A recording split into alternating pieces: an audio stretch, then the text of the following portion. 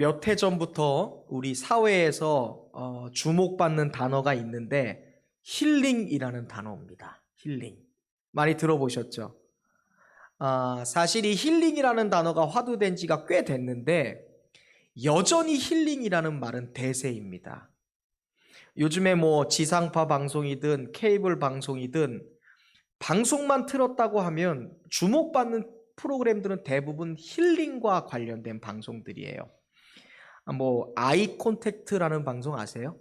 이 벽을 사이에 두고서 누군가 한 명을 불러내면 마음에 앙금이 있거나 상처가 있었던 사람들을 가족이나 뭐 친구들을 불러내서 이 벽이 딱 제거되는 순간 눈을 마주하면서 자기에게 있었던 상처와 아픔들을 말하지 않고 눈을 통해서 이야기하는데 그런 거 있잖아요. 애절한 막 눈물이 흐를 때 그거 보면 괜히 우리가 힐링이 되고 막 감정이 이입되죠. 그 아이 컨택트도 다 힐링 프로그램입니다. 또 요즘에 VR 휴먼 다큐멘터리 너를 만났다라는 방송 본 적 있으세요? 가족이 세상을 떠나고 하늘나라로 간 가족들을 떠올리면서 이 가상적인 이 안경을 쓰고서 그 가상 공간 안에서 그 떠나간 인사 한 번 없이 그냥 떠나버린 가족들과 함께 만나는 그런 힐링 프로그램입니다. 또 윤스테이라는 방송도 아시죠? 그것도 결국 힐링 프로그램입니다. 국민 엄마로 알려진 탤런트 김수미 씨 잘 아시죠? 수민의 반찬도 힐링 프로그램인 거 아시죠? 근데 지난주에 보니까 이 김수미 씨가 또 새로운 방송을 하나 시작했더라고요. 수미 산장. 보신 적 있으세요? 수미 산장? 이게 18일인가 아마 방송을 처음 시작했는데 이 프로그램의 타이틀이 이런 겁니다. 머리는 비우고 마음은 채우라. 딱 이야기만 들어도 스트레스 받고 고난과 막 핍박과 어려움 가운데 있었던 머리는 비워버리고 따뜻한 힐링으로 마음을 채우라. 뭐 이런 주제를 가지고 있습니다. 사람들은 방송들을 보면서 힐링하기도 하고요. 그 방송들에 나오는 사연자들을 보면서 눈물도 흘리고요. 공감하고 막 웃기도 합니다. 그러면서 힐링해요. 그런데 여러분, 방송가에서 주목받는 프로그램들 대부분이 힐링 프로그램이라는 것이 어떤 것을 의미하는지 여러분 생각해 본 적 있으세요? 요즘 왜 방송이 나오면 다 힐링인지, 왜 감동을 주려고 하고 눈물을 흘리게 하고 왜 웃게 하려고 하는 방송들이 인기를 끄는지에 대해서 한번 생각해 본 적 있으세요? 그것은 그만큼 오늘날 사회나 사람들이 매우 고단해 있다라는 증거고 매우 지쳐 있다라는 반증이에요. 사람들의 마음과 삶이 점점 깨어져 가고 있기 때문에 방송에서 계속 힐링 프로그램들을 만들어내는 거예요. 제가 설교를 준비하면서 그런 생각을 해봤어요. 요즘 젊은이들이, 아니 우리 부모님 세대가, 아니 오늘날을 살아가는 사람들이 가장 많이 말하는 단어가 무엇일까? 쉬고 싶다, 떠나고 싶다, 벗어나고 싶다라는 단어가 아닐까요? 어디 말뿐만인가요? 실제로 그렇게 하고 싶어 하는 사람들이 너무 많아요. 우리 주위에는 그만큼 고단하고 지친 사람들이 너무 많다는 거예요. 제가 예배를 시작하면서 이 자리에 딱 서면 우리 성도들에게서 느껴지는 마음이 그거예요. 고단하다, 지쳐있다. 문제는 그 지쳐있는 사람들이 세상 어디에도 마땅히 쉴 곳이 없다는 것입니다. 오늘날 사람들에게 있어서 가장 큰 필요가 있다면 무엇일까요? 과연 우리의 가정에 가장 필요한 것은 무엇일까? 우리 사회에 가장 있어야 될 것은 무엇일까? 사람이 사람답게 살고 가정이 가정다워질 수 있고 사람이 살만한 세상이 되기 위해서 궁극적으로 필요한 것이 무엇일까? 무엇인가 모자른 시대 속에서 때로는 돈 때문에 가족이 서로 담을 쌓아요. 남편과 아내가 담을 쌓습니다. 돈 때문에 사람과 사람이 경쟁해요. 심지어 돈 때문에 자신마저 죽어가고 있는 이 암울한 세상 가운데 가장 필요한 것은 무엇일까라는 생각을 해봐요. 세상은 그것이 힐링이라고 말해요. 좋은 곳을 찾아서 잠시 여행을 가보시겠어요? 이 방송 한번 보세요. 좋은 음악회를 찾아가 보세요. 분위기 좋은 레스토랑에서 음식 한번 먹어보세요. 그럼 힐링 될 거예요 라고 말해요. 그런데 정말 그럴까요? 여러분, 힐링은요, 모든 문제의 해답이 되지 않습니다. 왜냐하면 영원하지 않기 때문에 그래요. 과연 그렇다면 고단하고 삶에 지쳐있는 사람들에게 무엇이 진정한 처방이 될 수 있을까라는 궁금증이 생기죠. 과연 지쳐있고 고단하고 깨어져 가고 있는 마음과 삶을 살아가는 오늘날 시대의 사람들에게 과연 해결점, 그 모든 고난과 지침을 해결할 수 있는 처방전은 무엇일까? 우리는 예수님이 가르쳐 주신 팔복의 메시지 중에서 5번째의 이야기 중에서 이 해답을 찾을 수 있습니다. 우리 다시 한번 마태복음 5장 7절 말씀을 읽어보겠습니다. 우리 화면에 나와 있으니까 같이 읽어보시죠. 시작. 긍휼히 여기는 자는 복이 있나니 그들이 긍휼히 여김을 받을 것이며. 아멘. 고단한 삶에 지쳐있는 사람들, 마음과 삶이 점점 깨어져 가고 있는 영혼들을 위한 예수님의 처방전이라는 것은 긍휼이라는 것입니다. 긍휼. 고단하니? 지쳐있니? 마음과 삶이 깨어져 가고 있니? 삶과 가정이 무너져 가고 있니? 내가 너희를 치료할 치료제를 줄게. 그게 뭐예요? 긍휼이라고 말하는 거예요. 지쳐있는 영혼들을 향한 유일한 처방전이 긍휼이다라고 말씀하고 있습니다. 그렇다면 긍휼은 무엇일까? 우리말 사전에 보니까 긍휼을 불쌍히 여기어서 돌보아 줌이라고 정의하고 있어요. 뭐라고요? 불쌍히 여기어서 돌보아 줌. 의역하면 긍휼이라는 것은 타인을 불쌍히 여기는 좋은 마음을 갖는 것뿐만이 아니라 그 마음과 의지를 행동으로 나타내는 것이 바로 긍휼이에요. 단순히 마음만 가지고 저 사람 되게 힘들겠다, 저 사람 굉장히 지치겠다 공감하는 것뿐만이 아니라 그것을 행동으로 나타내는 것이 긍휼이에요. 오늘날 사회가 왜 점점 더 피로 사회가 되어가고 있을까? 왜 오늘을 살아가는 사람들이 점점 더 고단하고 지치고 있을까? 왜 가정들이 무너지고 삶들이 깨어지고 있을까? 사회가 점점 더 왜 더 삭막한 사회가 되어가고 있을까? 그것은 바로 오늘날 사회와 사람들이 더 이상 긍휼을 말하지 않기 때문에 그래요. 생각은 해요. 가난하니까 힘들겠다, 가족을 잃어버렸으니까 마음이 아프겠다. 근데 행동까지 안 가는 거예요. 더 이상 사회에서 사람에게서 행동까지 이르는 참된 긍휼을 찾아볼 수가 없으니까 갈수록 지쳐가는 거예요. 고단한 거예요. 생각해 보세요. 내가 지금 너무 지쳐요. 너무 힘들어요. 너무 고단해요.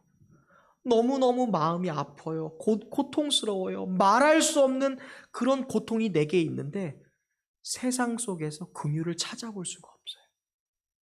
사람에게서 긍휼이라는 것을 찾아볼 수가 없어요. 그러니까 살아가면 살아갈수록 더 고돼요. 더 지쳐요. 그렇다면 성경은 긍휼에 대해서 어떻게 말씀하고 있을까? 성경에 보면 긍휼이라는 단어가 선함, 동정, 자비, 친절, 사랑, 불쌍히 여김이라는 다양한 단어로 설명하고 있습니다. 성경이 말하는 긍휼이라는 단어는 한마디에는 담을 수 없는 많은 의미를 가지고 있어요. 문제는 우리 인간에게는 이 긍휼이라는 단어를 소화시킬 수 있는 능력이 없다라는 거예요. 그 이유는 2가지인데, 첫 번째, 인간에게는 긍휼이라는 마음은 있는데요, 책임져 줄 수 있는 능력이 없어요. 누군가에 대한 아픔을 공감해 줄 수 있는데 그 공감을 치료해 줄 수 있는 능력이 없어요. 그게 인간의 한계예요. 그래서 인간에게서 긍휼을 찾아볼 수 없는 거예요. 2번째, 인간 안에는요, 본래 선한 것이 없어요. 그래서 긍휼이라는 단어를 인간이 완전히 소화해낼 수 없습니다. 마태복음 26장에서 예수님이 그러셨어요. 마음은 원이로되 육신이 약하다. 이게 인간의 본질이에요. 마음으로는 아파해주고 마음으로는 도와주고 싶은데 육신이 너무 약해서 도와줄 수가 없는 거예요. 그러니까 인간은 긍휼을 베풀 존재가 아닌 거예요. 그래서 우리가 TV 방송을 통해서 힐링 프로그램을 보고 김수미 씨가 삶에 아파하고 고통받고 있는 패널들을 불러서 막 정말 국민 엄마가 돼서 밥 이렇게 차려주면서 다독거려줘도 그거를 보면서 우리가 힐링이 안 되는 거예요. 왜? 사람은 마음으로는 공감해주고 밥은 해줄 수 있지만 그 문제를 원천적으로 해결해 줄 수 있는 능력이 없어요. 그거를 전파를 통해 보는데 어떻게 우리가 우리의 삶에 지친 영혼이 회복될 수 있어요? 설령 어떤 기업의 CEO가 자신의 전 재산을 사회에 환원하고 기부했다고 해도 그런 따뜻한 뉴스 소식을 들어도 우리 고된 영혼이 치유되지 않아요. 왜? 그것은 말뿐만이니까. 행동으로 내게 다가오는 치유가 아니니까. 그런데 여러분, 성경은 말씀하는 거예요. 그런 세상이 주는 긍휼과 세상이 주는 자비와 세상이 베푸는 힐링은 유한한 거지만 하나님이 우리에게 주시는 긍휼은 무한하고 그 자비가 끝이 없고 불가능한 것이 없다라고 말씀하고 있습니다. 우리는 영원한 긍휼의 모범, 완전한 긍휼이라는 것을 오직 성경 안에서만 찾을 수 있습니다. 저를 따라서 고백하겠습니다. 참된 긍휼은 오직 성경 안에서만 찾을 수 있습니다. 아멘. 우리가 분명히 기억해야 될 것, 나의 지친 영혼, 나의 고된 영혼을 회복시켜줄 참된 긍휼은 오직 하나님의 긍휼, 오직 그리스도 예수의 긍휼밖에 없다라는 것을 우리는 믿어야 돼요. 다시 한번 말씀드리지만 참된 긍휼이 될 수 있는 것은 마음과 행동이 하나가 될 때 가능한 거예요. 누군가 우리를 힐링시켜주고 누군가 우리를 치유하기 위해서는 말로는 안 돼요. 행동까지 따라가야 돼요. 다시 한번 말씀드리지만 사람에게는 온전한 긍휼을 찾아볼 수 없어요. 그것은 긍휼의 마음은 있으나 책임질 수 있는 능력이 없기 때문에 그렇습니다. 그러나 하나님의 긍휼은 달라요. 하나님의 긍휼은 단순히 불쌍히 여기고 안타깝게 여기는 마음을 넘어서세요. 하나님의 긍휼은 마음을 넘어 책임져주는 행동까지 나아가기 때문에 우리는 하나님께로 온전한 긍휼, 그것을 느낄 수 있는 것입니다. 하나님의 사랑은 마음에도 가득 차 있고요, 하나님의 행동에도 가득 차 있어요.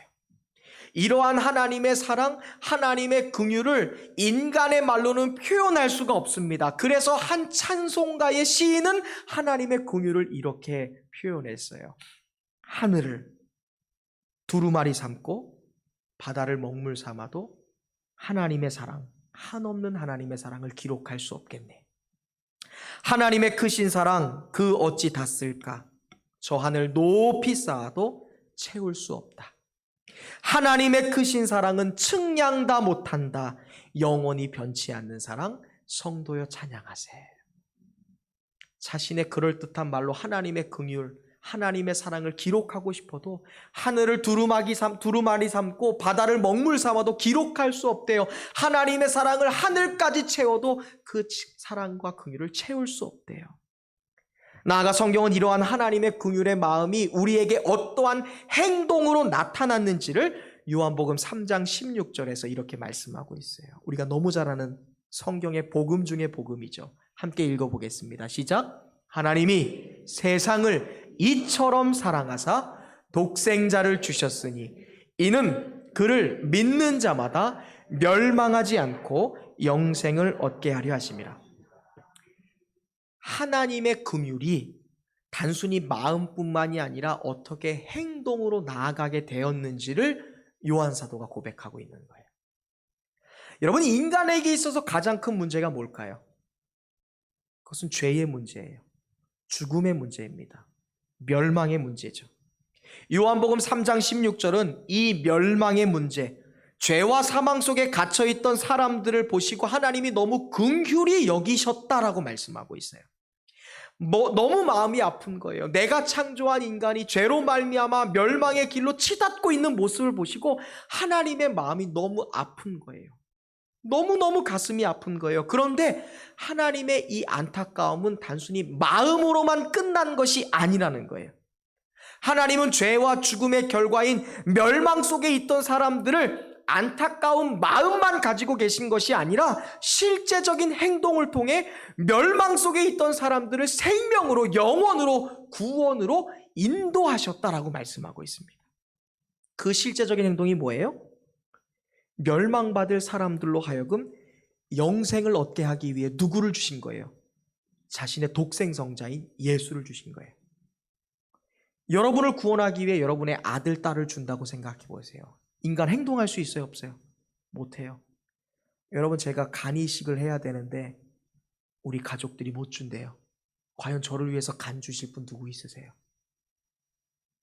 나는 70살 살았으니까, 80살 살았으니까 더는 이제 괜찮아. 그래, 목사님 위해서 간 내주지. 근데 여러분하고 안 맞아요. 여러분의 손자와 여러분의 자녀랑 맞아요. 저를 위해서 여러분 손자와 여러분의 아들, 딸의 간을 내어주실 수 있는 분 계세요? 간은 2개잖아요. 심장을 내어주실 수 있는 분 계신가요? 하나님은 그걸 하셨다는 거예요. 행동하셨다는 것이죠. 그야말로 이 요한복음 3장 16절 말씀은 고통 속에 있던, 멸망 속에 있던 인간을 너무나 안타까워하시는 하나님은 그 아픔을 마음으로만 느끼고 끝난 것이 아니라 그야말로 흘러넘치는, 주체할 수 없는 그 아픔을 주체할 수가 없어서 그 약하고 약한 사람들을 위해서 베푸신 행동이 그 아들을 그 사람들을 위하여 내어주신 행동이다라고 말하는 거예요. 특별히 이 헬라어로 긍휼이라는 말은요, 엘레에몬이라는 말이에요. 엘레에몬. 불쌍히 여기다, 연민하다, 동정하다라는 뜻이에요. 자비로운. 그런데 이 긍휼이라는 단어가 단순히 명사가 아니라 행동을 나타내는, 움직임을 나타내는 동사로 쓰일 때는 스플랑크나라는 단어로 쓰였어요. 그러니까 명사로 그냥 긍휼 이렇게 하면 엘레에몬인데, 이 엘레에몬을 누군가 행동으로 나타낼 때는 스플랑크나라는 단어예요. 놀랍게도 이 스플랑크나라는 단어는요, 신약 성경에서 오직 복음서에만 나타납니다. 특별히 이 복음서에서도 예수님이 사람들에게 행하신 사역에만 관련되어서 나온 단어가 이 스플랑크나예요. 사람들이 나타내는 행동이 아니라 사람들을 위해 예수님이 행하신 행동을 나타내는 단어가 스플랑클라예요. 목자 없는 사람들을 보시고 예수님이 불쌍히 여기셨어요. 자신의 딸에게서 제발 귀신을 내쫓아 주세요 라고 간청하는 사람을 불쌍히 여기셨어요. 하나밖에 없는 아들의 장례식의 행렬을 따라가면서 눈물 흘리던 그 어머니를 보면서 예수님이 마음이 아프셨어요. 문둥병 걸린 사람들을 보시고 가슴이 아팠어요. 그러한 예수님의 마음의 상태를 나타낸 단어가 스플랑크나라는 단어였어요. 이 스플랑크나라는 단어는요, 어떤 뜻을 가지고 있는 줄 아세요? 내장, 창자, 심장이라는 뜻이에요. 완전히 다르죠? 엘레에몬, 자비롭다, 동정하다, 이게 뭐예요? 그냥 마음이잖아요. 근데 예수님을 향해서 이 긍휼이라는 단어가 쓰이면 창자, 심장, 내장이라는 뜻을 가지고 있어요. 무슨 말인 줄 아세요? 어떤 사람의 아픔을 볼 때 예수님은 스플랑크나 자기의 심장이 터지는 듯한 아픔을 느끼셨다는 거예요. 어떤 사람의 고통과 고난에 지쳐있는 그 사람을 보시고 예수님은 단순히 엘레몬 마음으로만 아파한 것이 아니라 스플랑크나 자신의 창자가 끊어지는 고통을 느끼셨다는 거예요. 그 고통으로 예수님은 오병이어로 사람들을 먹이신 거예요. 그 스플랑크나 심장이 터질 듯한 아픔을 가지고 예수님은 문둥병을 고쳐주시고 장님의 눈을 뜨게 하셨어요. 그리고 하나밖에 없는 그 독생자 아들이 죽어서 아파하던 그 어머니의 아픔을 아시고 스플랑크나 그 아들을 살려주신 거예요. 심장이 오그라들고 창자가 뒤틀리는 애통의 아픔, 그러한 내적인 고통을 뚫고 나온 예수님의 행동이 뭐예요? 바로 긍휼이에요. 스플랑크나. 예수님은 말씀하는 거예요. 너희가 오늘 본문에서 긍휼히 여길 때 긍휼함을 받을 것이다. 이것은 엘레몬이 아니에요. 너희가 스플랑크나, 누군가의 아픔을 보고 마음으로만 동정하는 것이 아니라 너의 심장이 터지고 너의 창자가 끊어지는 것 같은 내적인 아픔을 뒤로하고 너희가 그 사람들을 향해서 어떠한 행동을 할 때 그것이 너희에게 행복이다라고 말씀하고 계세요. 결국 이 긍휼이라는 것은 여러분, 하나님이 우리를 향해 갖고 계신 동일시의 마음으로부터 시작되는 거예요. 내가 이성옥 집사의 아픔을 동일하게 느끼는 거예요. 그것이 하나님의 긍휼이에요.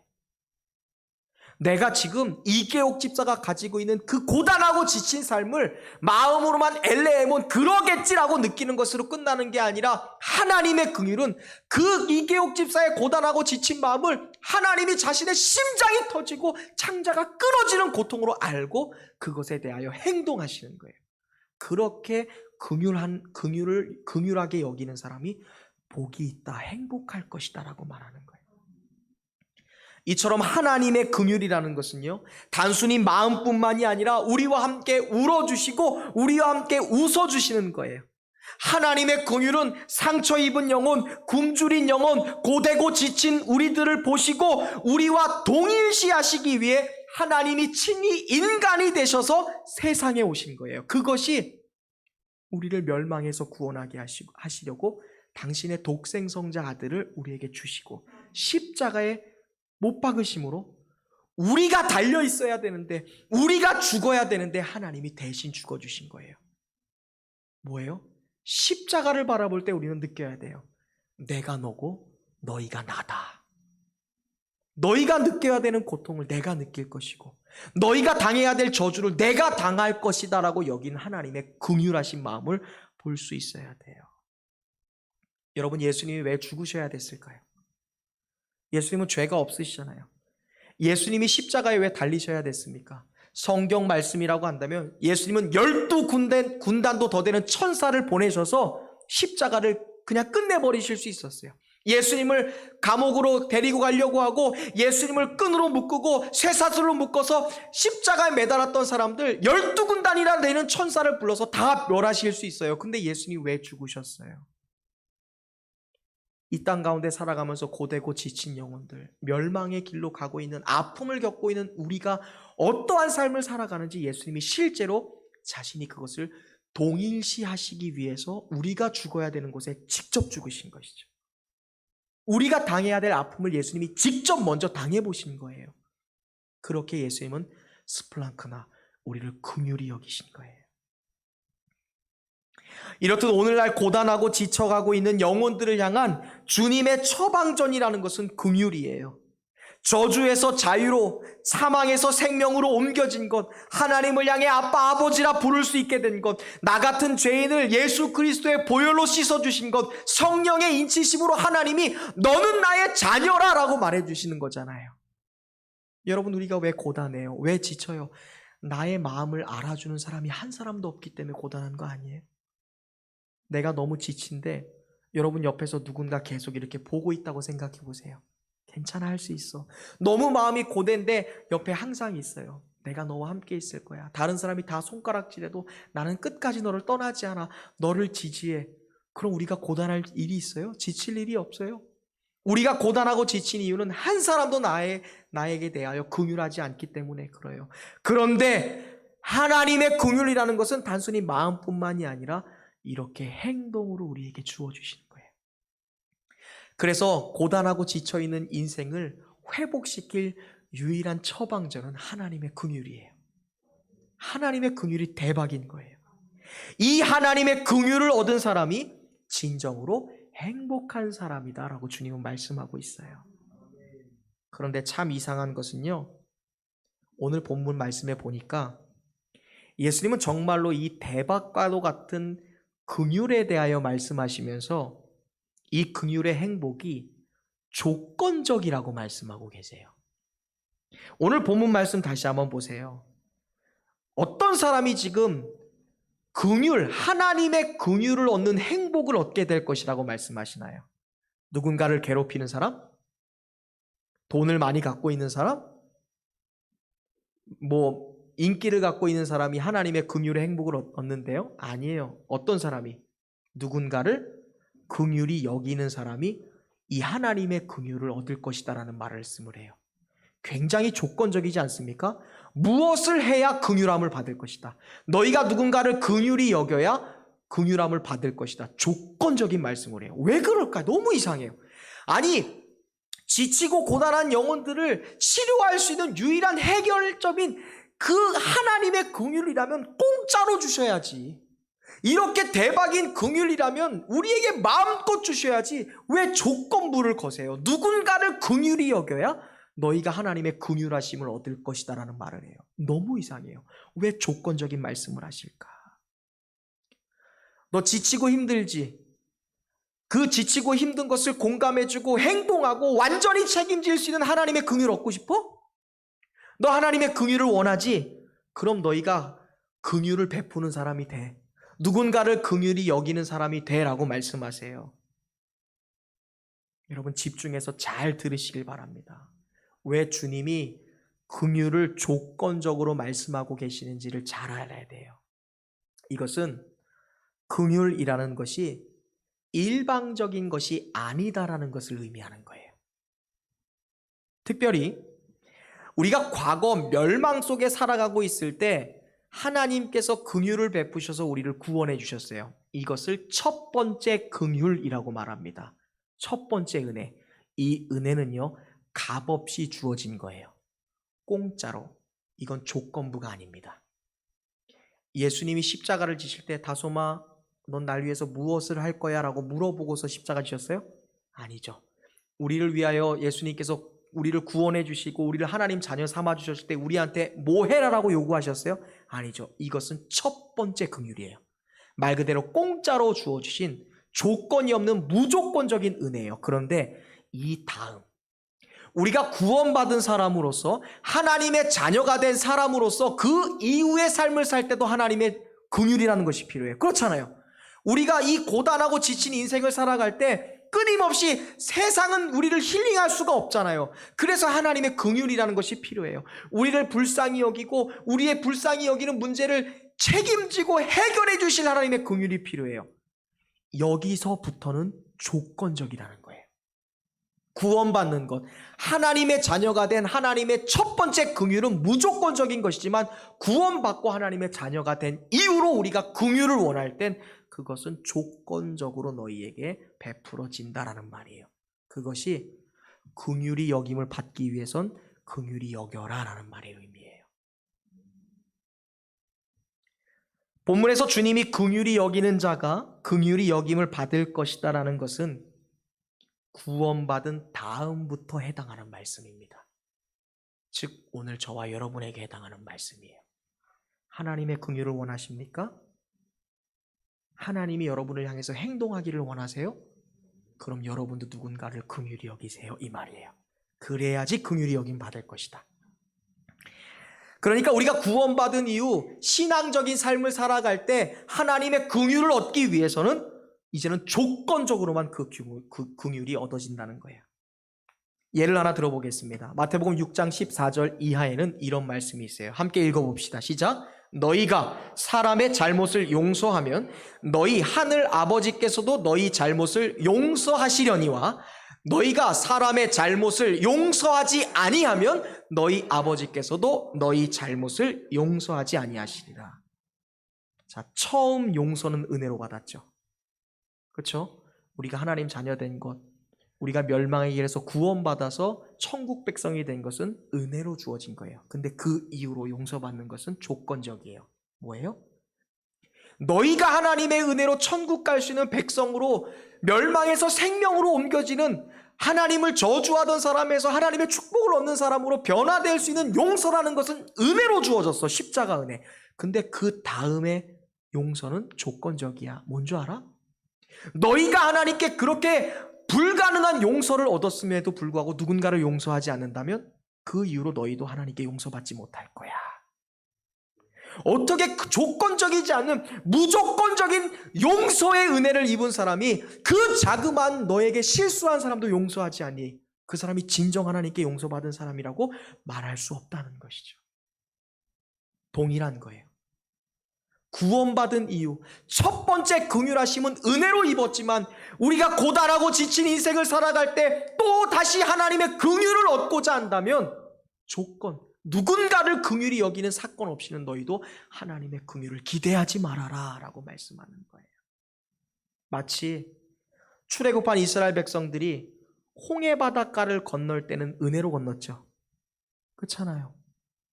하나님이 은혜를 향해서 바다를 건너셨어요. 가르셨어요. 근데 40년의 시간이 흐르고 요단강을 건널 때는 하나님이 요단강을 먼저 가르시지 않고 그들이 믿음으로 발을 요단강에 내딛었을 때 요단이 열렸어요. 조건적이라는 거예요. 홍해는 은혜로 열리지만 요단은 믿음으로 열어야 되는 거예요. 첫 번째 용서는 은혜로 받지만 그 다음 하나님께 용서받는 것은 누군가를 용서하는 행위가 있을 때 하나님이 용서하신다는 거예요. 없으면 용서 안 한다는 거예요. 첫 번째 긍휼은 은혜로 받았지만 또다시 그 긍휼을 원할 때 너희가 누군가를 긍휼히 여길 때 하나님도 긍휼히 여기신다는 것이죠. 그러므로 값없이 받은 처음 은혜만을 우리는 기대해서는 안 돼요. 처음 받았던 긍휼을 계속해서 기다리고 있으면 안 돼요. 그건 너무나 멍청한 행동이에요. 긍휼을 얻기 원하십니까? 은혜와 자비를 얻기를 원하십니까? 하나님의 행동을 원하신다면 여러분도 행동하셔야 된다는 거예요. 그냥 마냥 도와주시겠지, 행동하시겠지, 처음 나에게 주셨던 것처럼 그냥 부어주시겠지 마냥 기다리면 안 돼요. 그거는 바보 같은 행동이라는 것이죠.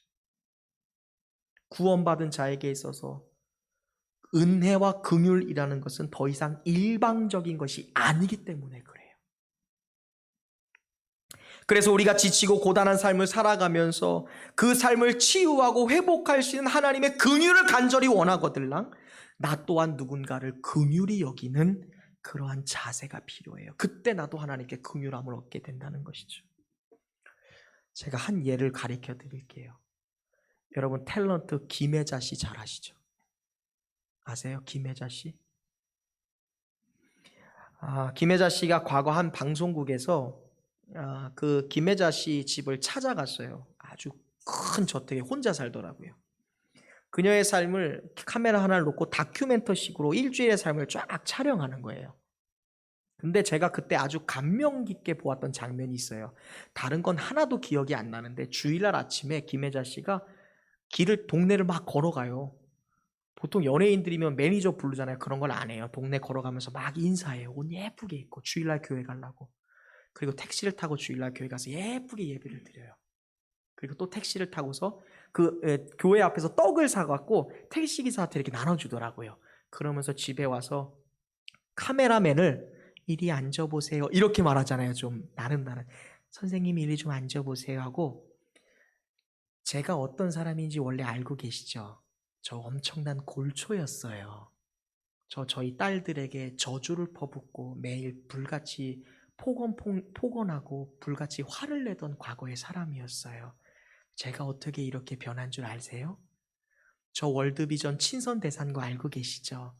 제가 변한 이야기 좀 해드릴게요 하면서 간증을 하는 거예요. 한마디로. 여러분 그녀가 변한 계기가 뭔 줄 아세요? 아프리카로 봉사를 나간 다음부터 변했어요. 방송국과의 약속입니다. 단체와의 약속이고 한 지인, 그러니까 다른 탤런트와의 약속으로 아프리카로 봉사를 나갔어요. 그리고 그곳에서 가난한 사람들을 도와서 방문하고 어린아이들을 치료하는 일들을 했어요. 근데 그들을 섬기는 동안 김혜자 씨가 그런 얘기를 해요. 내가 얼마나 사랑받고 있는 존재인지를 봉사하면서 깨달았다라고 얘기해요. 내가 얼마나 많은 긍휼을 입었고 얼마나 많은 선물을 받은 존재인지를 내가 아프리카에서 봉사하면서 깨달았습니다. 그로 김혜자 씨가 수십 년 동안 월드비전의 친선대사예요. 그러면서 그런 이야기를 해요. 나는 베푼 것보다 오히려 더 많은 것을 받았어요. 그러면서 그런 얘기를 해요. 방송 말미에 혹시 우울감이나 상실감 있는 분 계신다면요. 한 달에 한 번이라도 어디 가서 봉사 좀 해보세요.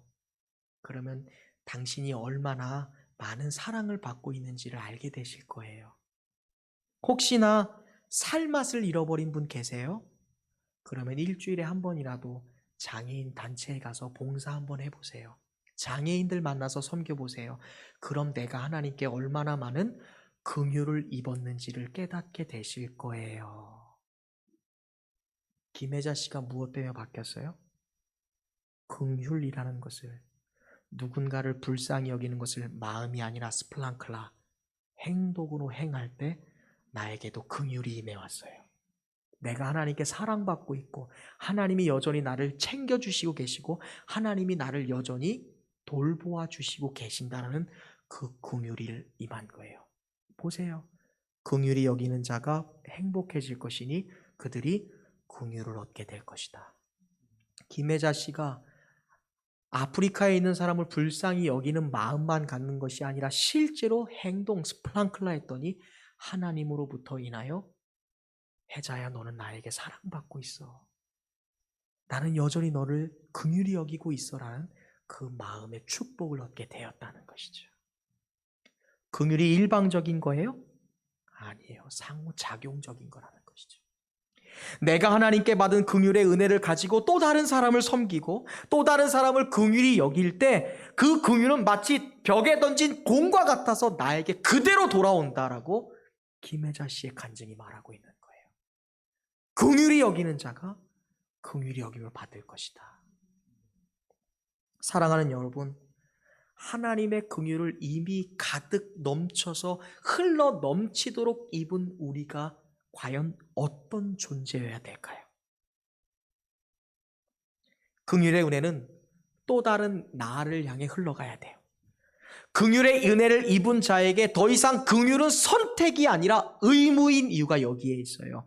긍휼이 나에게 돌아와야 되기 때문에 고되고 지친 삶 가운데 나를 치유할 수 있고 회복시킬 하나님의 긍휼이라는 것은 나의 긍휼을 통해서 다시 나에게 돌아오는 것이기 때문에 우리는 반드시 하나님의 긍휼하심을 입었다면 이제 그 긍휼의 은혜가 나를 넘어 세상을 향해 강같이 흘러가야 되는 것입니다. 그렇다면 우리는 누구를 긍휼히 여겨야 될까요? 내가 아는 사람? 나에게 이익이 되는 사람? 나에게 가까운 사람? 내 가족? 아니에요. 누군가 길에서 피를 흘리고 죽어가고 있다면 그 사람이 나의 원수이든 나를 괴롭히는 사람이든 내가 너무 싫어하는 사람이랑 상관없이 그 사람이 궁극적으로 필요로 하고 있는 그 생명을 구하는 것, 그것이 긍휼이에요. 긍휼은 사람을 따지면 안 돼요. 환경을 따지면 안 됩니다. 긍휼은 감정이 아니라 행동이어야 되기 때문에 그래요. 하나님은 우리를 긍휼히 여기실 때 네가 얼마짜리 사람인지, 얼마나 배운 사람인지, 여자인지 남자인지, 나이가 많은지 적은지, 과거가 있는지 없는지를 따지지 않으셨어요. 하나님의 긍휼은 행동으로 나타났잖아요. 십자가의 행동. 그러므로 우리가 그 십자가의 긍휼을 입은 사람으로서 또다시 하나님의 긍휼을 얻기 위해서라면 우리는 행동해야 돼요. 사람을 보는 것이 아니에요. 그 사람에게 필요한 적절한 행동을 해야 돼요. 어떤 사람은 기도를 굉장히 많이 해요. 근데 기도밖에 안 해요. 이것은 진짜 긍휼이 아니에요. 어떤 사람은 누군가 가족이 세상을 떠나거나 어떤 사람이 사고가 났다면 막 울어요. 성도 중에 힘든 거 있다면 막 울어요. 근데 울음으로만 끝나요. 그것은 진짜 긍휼이 아니죠. 찾아가야 돼요. 행동해야 돼요. 그것이 참된 긍휼이에요. 마음과 생각에서 그치는 것이 아니라 긍휼은요, 머리에서 심어지고요, 가슴에서 꽃을 피고요, 우리의 손과 발로 열매를 맺는 게 긍휼이에요. 그래서 긍휼은 행동해야 되는 거예요. 사랑하는 여러분, 주님은 우리가 긍휼을 베풀기를 원하고 계세요. 누군가를 긍휼히 여기는 것을 원해요. 마음만이 아니라 행동하기를 원해요.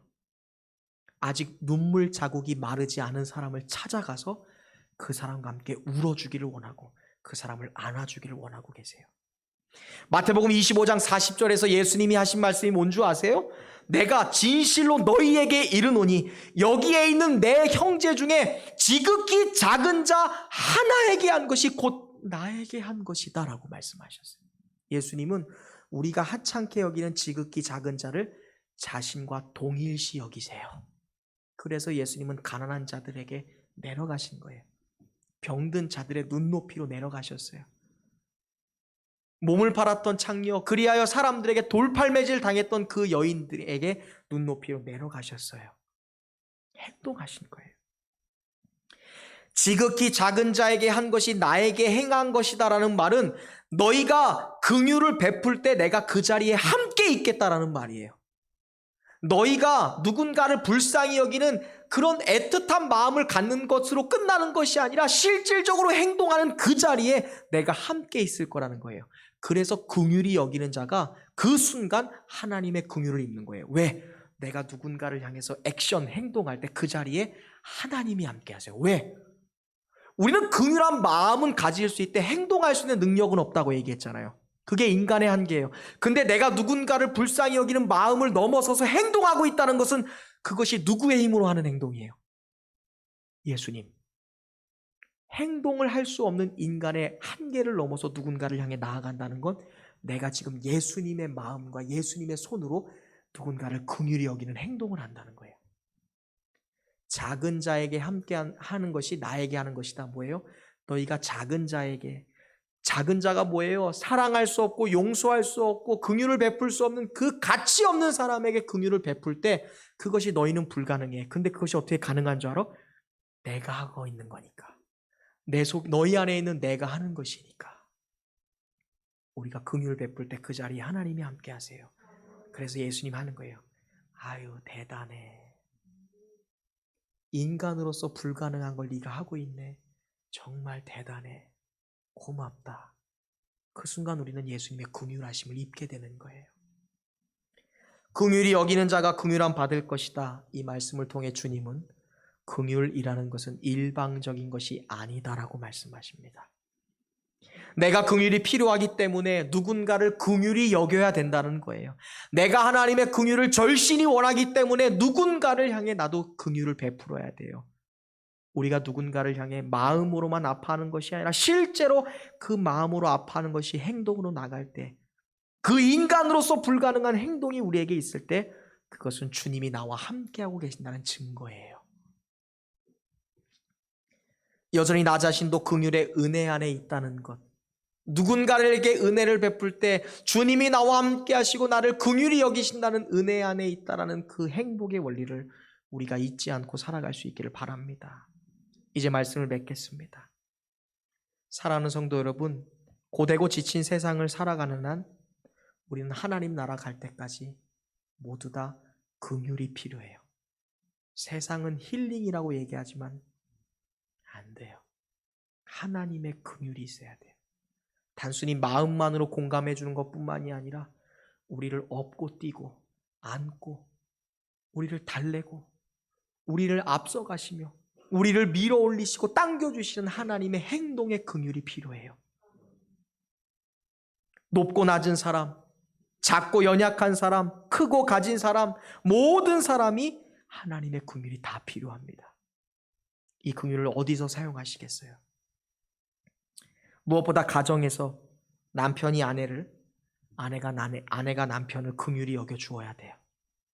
또한 여러분의 자녀들에게 긍휼을 베풀어 주세요. 자녀가 부모를 긍휼히 여길 수 있다면 그 자녀는 벌써 다 큰 거예요. 긍휼한 마음이 가정 속에 있을 때 가족 모두가 행복해질 수 있어요.